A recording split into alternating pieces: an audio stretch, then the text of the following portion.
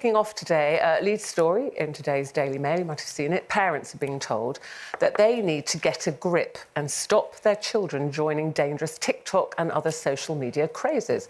Now, these comments come from Donna Jones. She's the new chairman of the Association of Police and Crime Commissioners. And that follows the latest online trend just last weekend that saw teenagers taking paracetamol in a challenge to see who could get into hospital and then stay in hospital. Can you believe it? That's what they were doing. They all got swept up in this. Very, very scary stuff.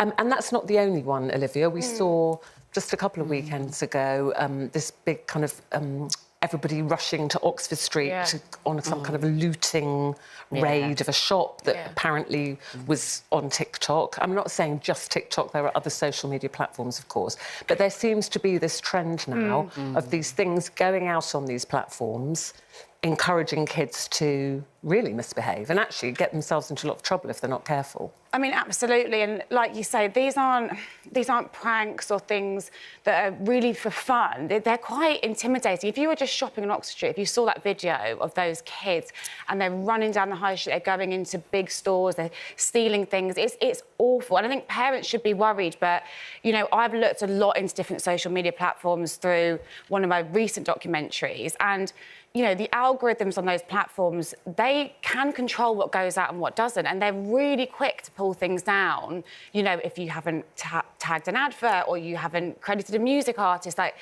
I can't believe they've that had these things of women breastfeeding that showed half a nipple being taken down. And I can't believe so they can do that quickly. Yeah, completely. I think they need to do more at the head of these sites, but also scary for parents, because it's only a matter of time for one of these kids gets seriously injured. Yeah, well, you're saying they should be targeting the actual social media platform, the people that are running them. Donna Jones, Brenda, says parents need to get a grip of what their children are actually doing. She said it's not for the police to instil a sense of what is right and wrong. Parents have a responsibility to sit down and speak to their kids. And if you think your child might have been involved in any of that, it's your responsibility as a parent to sit down and go, what are you doing?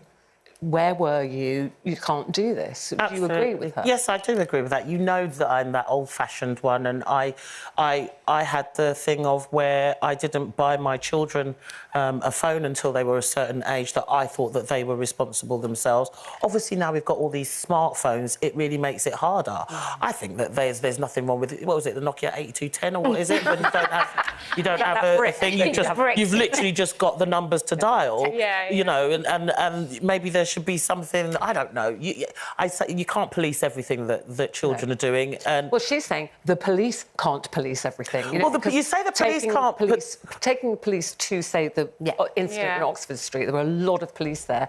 At that point, there might be a robbery, a rape, you know, a fatal car accident, something where those police are away from those incidents. Absolutely. And because these kids are running riot in Oxford Street, encouraged on social media. Yeah, you know, what I would like is for those young people to stop being sheep with stupid things like this, because it's just pathetic, and just think about it, and the people that are putting it on their platforms just have a bit more responsibility, and if they're not going to, take their page down. Got young children. Yes. And my theory, Gary, you've heard me say this before, you can't, it's like the genie's out of the bottle. You can't put social media back in. Yeah. And I think it's very hard on kids if you're so strict and you say, that's it, you're not having a phone, you're not having social media, you isolate them from their peer group. Yeah. So isn't it up to you as a parent to explain things, be up with what's going on these platforms yourself?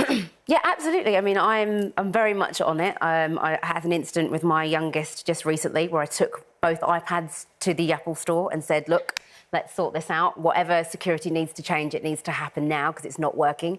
And so I am very much like that, and I am active. They use the same... Yeah, so basically I link my account to hers, so therefore I can see everything that she's searching for. I can see her search history, and I know what she's been looking at. Does she hate that? No, she's actually okay with that. Yeah, she's fine with that. And to be fair, at 9, you have no choice. No. right? Yeah, there's not a choice in there. It's either I do or you don't have it at all. Yeah. I need to make sure that she's safe.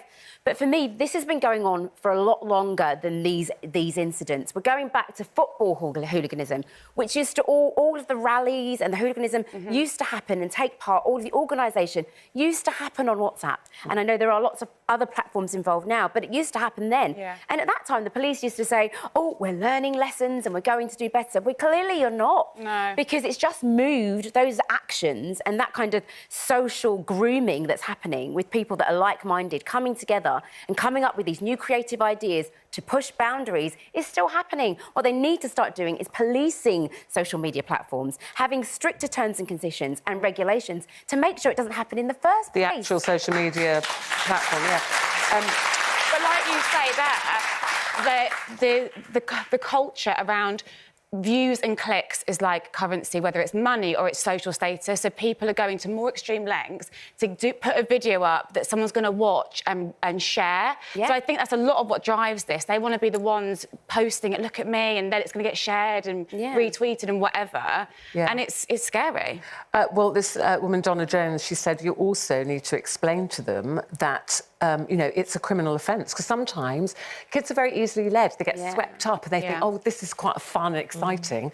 And then they take something and they don't realise if they're caught, if they're charged, if they have a criminal record. She's saying you need to explain to them that can have, you know, really mess up their future, employment, you know, so they need to, but that's where parents have to come in.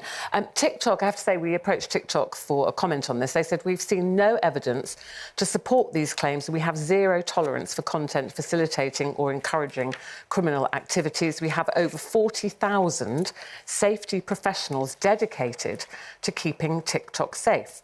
If we find content of this nature, we remove it and actively engage with law enforcement on these issues. That is their response. And I have to say, we've mentioned TikTok there because that was the particular one in Oxford Street, but it is across all social media platforms, not just TikTok. Let us know what you think about that. You know, perhaps you're watching today and you were there, or you were involved yourself and wish you hadn't been, or, you know, what do you think about these kind of crazes? I mean, the paracetamol one is very frightening. It's dangerous. Very dangerous, very scary.